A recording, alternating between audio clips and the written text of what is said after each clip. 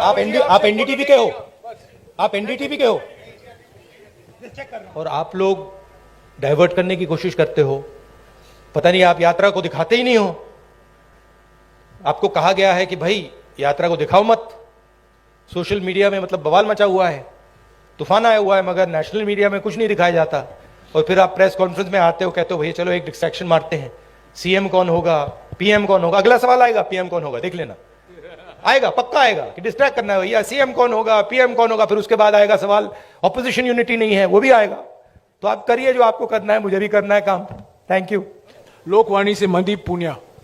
Sir, मैं आपसे सवाल पूछना चाहता हूं कि आप लगातार कह रहे हैं कि डर का माहौल है, नफरत फैल रही है, डर का माहौल है। आपकी सरकार छत्तीसगढ़ में है, वहां पर सोनी सोरी जो कि इंटरनेशनल ह्यूमन राइट एक्टिविस्ट मानी जाती हैं, उनके घर की बिजली काट दी गई है, वो अंधेरे में रह रही हैं। अभी कुछ दिन पहले वहां पर एक 19 साल के आदिवासी लड़के का छत्तीसगढ़ पुलिस एनकाउंटर करती है। तो डर का माहौल भी आपको दिख रहा है। और क्योंकि इस यात्रा से आप कह रहे हैं कि सिविल सोसाइटी, पत्रकार, वकील, जो भी सेक्शन डरा हुआ है, उसके आप दिल की, उसकी मन की उसको डर को आप कम करना चाहते हैं। तो सोनी सोरी जो कि इंटरनेशनल एक्टिविस्ट हैं, वो डर में वहां अंधेरे में बैठी हुई हैं, तो वहां आपकी सरकार है। बाकी अगर आपकी सरकार सेंटर में आ गई तो फिर वही जो छत्तीसगढ़ मेरा, क्या वही होगा? नहीं, सबसे पहली बात यह है, देखने की बात है कि ये जो आपने मेरे सामने सवाल रखा है, ये आप नरेंद्र मोदी जी के सामने रख सकते हैं क्या? सबसे पहली बात यह है। कहां रखे हैं आपने? नहीं, कवरेज एक व्यक्ति के सामने सवाल रखना और कवरेज करना में बहुत फर्क होता है। प्रधानमंत्री जी ने ऐसे कितने प्रेस कॉन्फ्रेंस किए हैं जहां पे कोई भी पत्रकार उनसे ऐसा सवाल पूछे। सबसे पहली बात यह है, ठीक है। दूसरी बात यह है कि मैं कह रहा हूं कि देश की जनता को बांटकर उनमें नफरत फैलाई जा रही है। हिंदू मुस्लिम, अलग अलग जात के लोगों को लड़ाया जा रहा है। क्या कांग्रेस पार्टी ये करती है? कांग्रेस पार्टी ने कभी कहा है कि एक जात के व्यक्ति को दूसरे जात के व्यक्ति की हत्या करनी चाहिए? कांग्रेस पार्टी ने कभी कहा है कि एक धर्म को दूसरे धर्म से लड़ाया जाना चाहिए? कभी नहीं कहा है, हिस्ट्री में कभी नहीं कहा है। तो दूसरी बात यह है।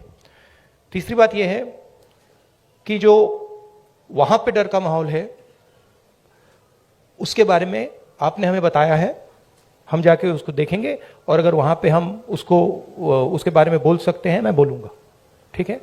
और अगर वहां पे कुछ गलत हो रहा है तो मैं पर्सनली जाके उसको देख के उसमें मेरी जो राय होगी मैं रखूंगा, ठीक है। मगर मेन बात यह है कि जो देश में आज नफरत फैलाई जा रही है, जो हिंसा की जा रही है, वो छत्तीसगढ़ सरकार एज अ पॉलिसी नहीं कर रही है।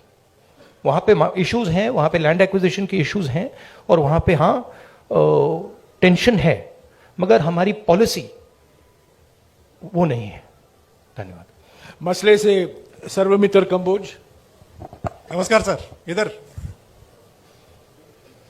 सर, मैं देख रहा हूं आप स्पीच में जवान और यात्रा के बाद मैं आपको बताना चाहता हूं कि मैं पर्सनली वहां जाऊंगा और पर्सनली इस बात को समझने की कोशिश करूंगा। अगर वहां पे कोई कमी है तो उसको मैं सुधारूंगा। नमस्कार सर, इधर ही। सर, आप हर स्पीच में तकरीबन जवान और किसान की बात करते हैं। हाँ जी। किसान की अगर बात करें तो आपको पता है लंबा आंदोलन हमारे देश में हुआ। हालांकि सरकार ने कानून वापस ले लिए, लेकिन एमएसपी का मुद्दा अभी भी बरकरार है। उसके लिए किसान अभी भी संघर्ष कर रहा है। पंजाब में अभी चल रहा है, हरियाणा में भी चल रहा है। आपकी सरकार थी तब स्वामीनाथन आयोग की रिपोर्ट आ गई थी, लेकिन आपने लागू नहीं की। क्या अगर आपकी सरकार आ जाती है तो आप स्वामीनाथन आयोग की रिपोर्ट को लागू करेंगे? और जो किसान एमएसपी मांग रहा है, क्या वो आप एमएसपी देंगे? देखिए, ऐसी ये जो चीजें होती हैं, ये ऐसे कैजुअली नहीं कहा जा सकता है, ठीक है। कि भैया, सबसे पहले मैं एक कांग्रेस पार्टी का मेंबर हूं, कांग्रेस पार्टी का लीडर हूं, बहुत सारे और हैं। तो अगर हम इस बात को सीरियसली कहना चाहते हैं तो ये डिस्कशन हम अपनी मैनिफेस्टो कमिटीज में करते हैं और उसको सीरियसली असेस करते हैं जी। उसके फाइनेंशियल इंप्लीकेशंस असेस करते हैं, उसके दूसरे इंप्लीकेशंस असेस करते हैं, और फिर उस पर निर्णय लेते हैं। मैं यहां कह सकता हूं हाँ करेंगे ना करेंगे, उसका कोई मतलब नहीं है। जो हमारे मैनिफेस्टो में आएगा वो हमारा डिसीजन होगा और वो गारंटी करके हम करेंगे। जैसे हमने न्याय योजना के बारे में कहा था, हमने अलग अलग स्टेट्स में कर्जा माफी की बात की थी, जब हमारे मैनिफेस्टो में आ जाता है वो होगा ही होगा। ठीक है, तो पहली बात ये है। और मैं आपको एक बात की गारंटी दे दूंगा कि कोई भी कांग्रेस पार्टी की सरकार आएगी, वो आक्रमण बंद होगा, किसान की रक्षा होगी, उसकी प्रोटेक्शन होगी। और अगर हम अरबपतियों का लाखों करोड़ रुपए कर्जा माफ कर सकते हैं तो हम किसानों की भी मदद कर सकते हैं। ये मैं आपको गारंटी करके दे सकता हूं। एमएसपी बहुत जरूरी मुद्दा है, उस पर हम चर्चा करेंगे, इंटरनल डिस्कशन करेंगे और उस पर हम निर्णय लेंगे। मगर मैं ऐसे प्रेस कॉन्फ्रेंस में इन चीजों के बारे में फ्लिपेंटली नहीं बोल सकता। मैं सीरियस आदमी हूं। मैं अगर मेरे मुंह से कुछ निकलता है तो क्रेडिबली निकलना चाहिए, सच्चाई निकलना जवान चाहिए। की नहीं, बेरोजगारी की supplementary बात नहीं, करें। नहीं, एक सेकंड, जवान की बात करता हूं। जवान की बात, बेरोजगारी की बात बहुत ज्यादा है। जिस स्टेट में आप बैठे हैं आंकड़ों के माफ हिसाब से कीजिएगा, टॉप पर नो है। सप्लीमेंट्री प्लीज, टॉप पर। नो नहीं, सप्लीमेंट्री नहीं, नहीं। एक हाँ, जवान के बारे में मैं आपको जी, बताता हूं। आपके जवाब दिया इन्होंने। एक बस एक सेकंड सर। आप कहते हैं कि कोई इंजीनियरिंग में जा रहा है, कोई मेडिकल करता है, आईएएस करना चाहते हैं, लेकिन जॉब्स नहीं है, यानी कि उनको पता नहीं कितनी जॉब्स हैं। तो आपके पास क्या ऐसा रोड मैप है? हमारे देश में हर साल लाखों ग्रेजुएट निकलते हैं, पोस्ट ग्रेजुएट निकलते हैं। सरकारी और प्राइवेट नौकरी में ऐसा कौन सा रोड मैप होगा कि हम उनको सेट कर पाए? देखिए, ये देश अपने युवाओं से झूठ बोल रहा है। ठीक है, झूठ क्या है? मैं अब 3000 किलोमीटर चला हूं। युवाओं से मैं पूछता हूं, बच्चों से पूछता हूं क्या करना चाहते हो, 5 जवाब मिलते हैं। Engineer, doctor, lawyer, army, administration.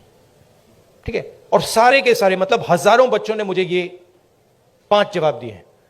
Reality ये है कि इनमें से 10% को, 15% को, ज्यादा से ज्यादा 10% भी मुश्किल है, 10% को इंजीनियर, डॉक्टर, लॉयर ये जॉब्स मिल जाएंगे, बाकी को नहीं मिलेंगे। तो इन सबके सपने टूटेंगे।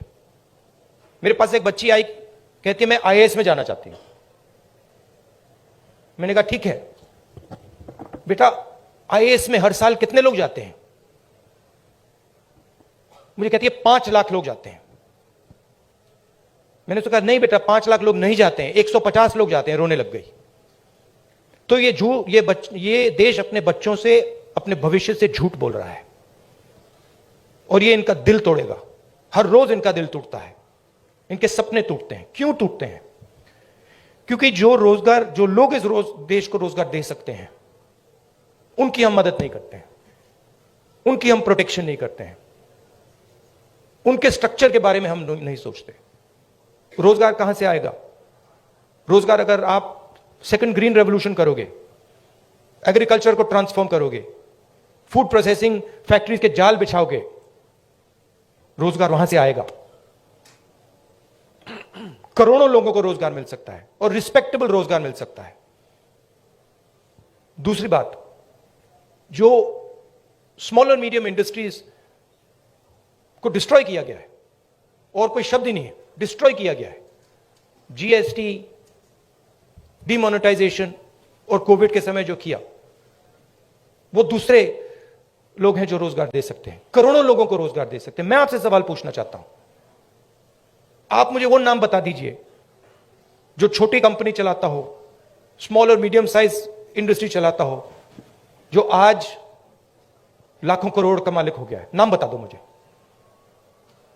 आप ये होंडा गाड़ी चलाते हैं, इसका मालिक मैकेनिक था।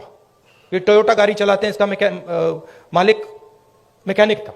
आप मुझे मैकेनिक का नाम दे दो जो इस देश में बड़ा उद्योगपति बन गया है, बताओ। नहीं है। तो जो रोजगार दे सकते हैं, जो सपने पूरे कर सकते हैं, उनकी हत्या हो रही है। तो रोड मैप क्या है?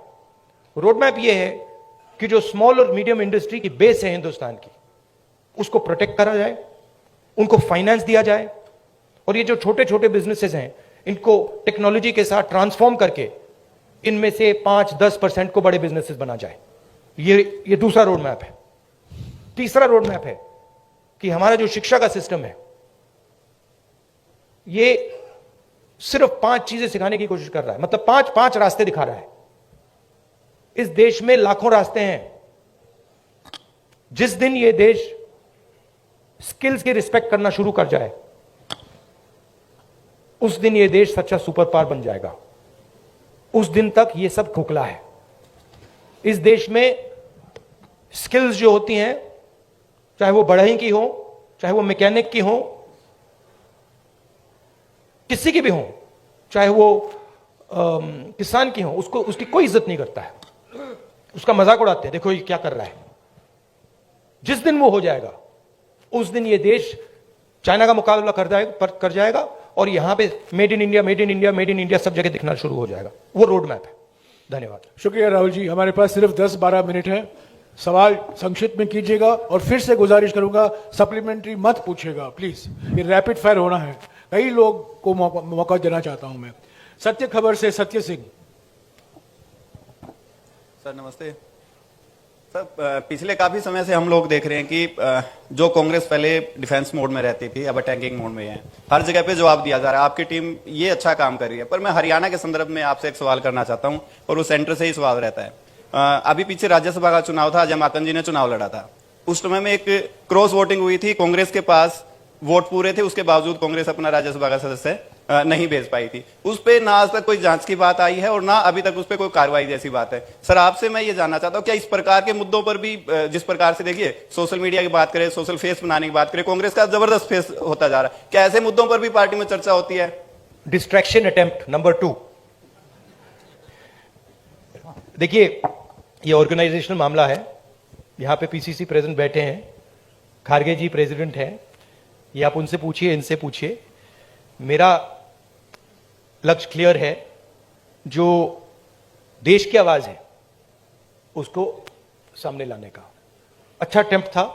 मैं कहूं कि उससे अच्छा था, ज्यादा सोफिस्टिकेटेड था, मगर मैं डिस्ट्रैक्ट नहीं होगा। Thank you. ये जो आपने शिव जी की फोटो देखी होगी, ये आपने देखा है, ये सिंबल देखा है आपने, शिव जी की फोटो में देखा है, इसका मतलब क्या है? कोई बता सकता है? आप कहेंगे आशीर्वाद। आशीर्वाद नहीं है, ये अभय मुद्रा है। डरो मत, ये तपस्या का सिग्नल है। अपना काम करो, तपस्या करो, डरो मत। इसीलिए तो कांग्रेस का ये सिंबल है। नहीं आप हंस रहे हो, मैंने रिसर्च किया है। ये सिंबल कहां से आया, कैसे आया, मैं आपको किसी दिन बता दूंगा, आप हैरान हो जाओगे। अच्छा आपने गुरु नानक की फोटो देखी है? उसमें भी आपने देखा होगा, देखिए ना। बुद्धा की फोटो देखी है, उसमें भी अभय मुद्रा। महावीर जी की फोटो देखी है, उसमें भी अभय मुद्रा। तो तपस्या डर में बहुत बड़ा गहरा लिंक है और ये चाहते हैं, और ये इन्होंने पहले भी किया था। फ्रीडम की जो लड़ाई थी, आजादी की जो लड़ाई थी, वो तपस्या की लड़ाई थी। और इन्हीं लोगों ने अंग्रेजों से पूजा करवाई थी। तो हिस्ट्री है ये, उसको मिटाया नहीं जा सकता, रिपीट हो रही है। शुक्रिया राहुल जी। मेरा डर है कि मैं 5 अच्छा लगा मिनट में आपको, इसको जवाब खत्म अच्छा नहीं कर लगा पाऊंगा। आपको। राहुल जी A1 5 मिनट है, सिर्फ 5 मिनट है प्लीज। फाइनली टोटल टीवी से प्रदीप फाइनली जल्दी। धन्यवाद राहुल जी। नमस्कार जयराम जी, धन्यवाद आपका सवाल पूछने का मौका देने के लिए। राहुल जी, हमने देखा है जब ये यात्रा चल रही है, आपकी टी शर्ट बहुत चर्चाओं में है और खासतौर से मुझे आप लोगों ने डांट भी पड़वा दी। और ये डांट पड़वा दी आपने मुझे। टी शर्ट करके मामा ने डांट मार दी मुझे कि तुम कैसे घूम रहे हो। राहुल जी, बताओ। सवाल मेरा यह है कि ये यात्रा जो है राहुल गांधी की इमेज बदलने में कितनी कामयाब रही है? चर्चा ये भी है राहुल गांधी की इमेज बदली है, आप इसे एक बड़ी उपलब्धि व्यक्तिगत तौर पर देखते हैं? और दूसरा सवाल इसी से जुड़ा नहीं हुआ- एक ही सवाल प्लीज प्रदीप, एक ही सवाल प्लीज। हरियाणा का जिक्र प्लीज मुझे रोकना पड़ेगा आपको, प्लीज एक ही सवाल। राहुल गांधी आपके दिमाग में है, मैंने मार दिया उसको। वो है ही नहीं, मेरे माइंड में है ही नहीं। गया, वो गया। जिस व्यक्ति को आप देख रहे हो वो राहुल गांधी नहीं है, वो आपको दिख रहा है। बात नहीं समझे आप। हिंदू धर्म को पढ़ो थोड़ा, शिव जी को पढ़ो, समझ आ जाएगी बात। ऐसे मत, हैरान मत हो, हैरान मत हो। राहुल गांधी आपके दिमाग में है, मेरे दिमाग में है ही नहीं। राहुल गांधी बीजेपी के दिमाग में है, मेरे दिमाग में है ही नहीं। इतना मतलब हैरान क्यों लग रहे हो आप? शुक्रिया प्रदीप। इमेज का मुझे कुछ सप्लीमेंट्री लेना देना मत- नहीं है। इमेज में कुछ इंटरेस्ट नहीं है। जो इमेज आप रखना चाहते हो रख दो, अच्छी रखनी है रख दो, खराब रखनी है रख दो, वो आपका है, मेरा नहीं है, कोई फर्क नहीं पड़ता मुझे, मुझे अपना काम करना है। आखिरी सवाल इंडिया न्यूज हरियाणा से इशिका ठाकुर।